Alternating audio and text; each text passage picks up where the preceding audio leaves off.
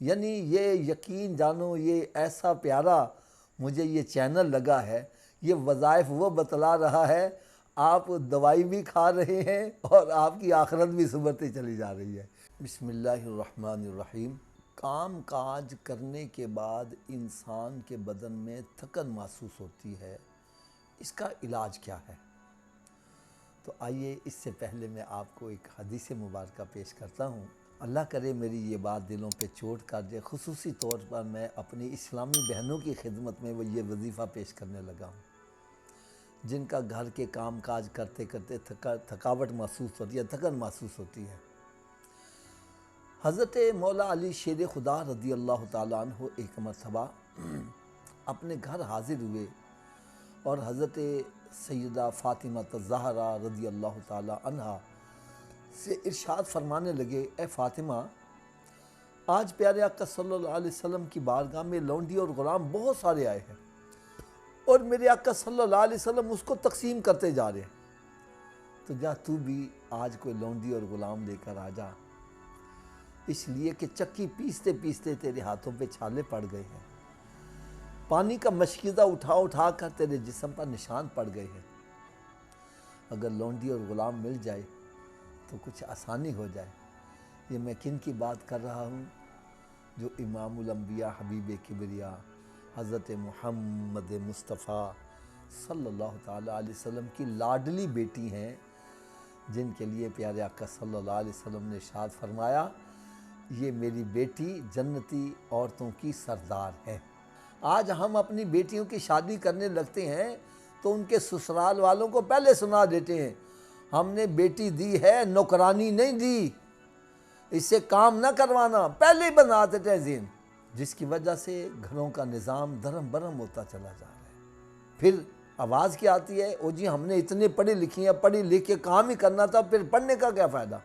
तो मैं फिर यही कहूँगा, क्या तू हज़रत फ़ातिमा ज़हरा रज़ी अल्लाह ताला अन्हा से भी ज़्यादा पढ़ी लिखी है? कुछ ख्याल करना चाहिए। ओ जी हमारे छोटे छोटे बच्चे, हम कैसे घर के काम काज कर सकते हैं? आप हदीस मुबारक उठा के देखें, हज़रत इमाम हसन और हज़रत इमाम हुसैन रज़ी अल्लाह ताला अन्हु, इनके दरमियान तकरीबन 6-7 महीने का फासला है। यार ये समझो जड़वां बच्चे भी हैं और सैयदा फ़ातिमा ज़हरा रज़ी अल्लाह ताला अन्हा ये बच्चों को संभाल भी रही हैं, घर की सफाई भी कर रही हैं और घर वालों के लिए आटा भी पीस रही हैं, चक्की चला रही हैं और मशकीज़ा पानी का भर के भी ला रही हैं, और इसके बावजूद सारी सारी रात इबादत में भी गुजार रही। बल्कि अर्ज़ करती है, मालिक मौला मैं क्या करूं, तेरी रातें बड़ी छोटी हैं, मेरा एक सजदा ख़त्म नहीं होता, तेरी रात ख़त्म हो जाती है। और ये बात बिल्कुल हक़ पर मबनी है।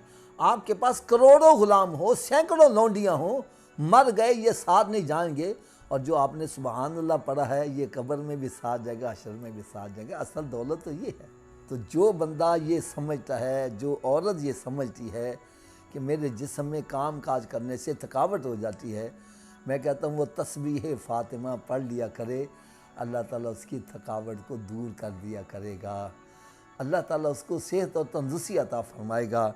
इसके अलावा जो बंदा ये चाहता है कि मेरी जिस्म की थकावट दूर हो जाए, उसको चाहिए कि चलते फिरते या कुद्दूसु, बल्कि सफ़र के अंदर थकावट काफ़ी हो जाती है, तो सफ़र के अंदर खामोशी से बैठने की बजाय आप अल्लाह ताला का ज़िक्र करते रहें। यानी ये यकीन जानो, ये ऐसा प्यारा मुझे ये चैनल लगा है, ये वज़ाइफ वो बतला रहा है, आप दवाई भी खा रहे हैं और आपकी आखिरत भी सुधरती चली जा रही है।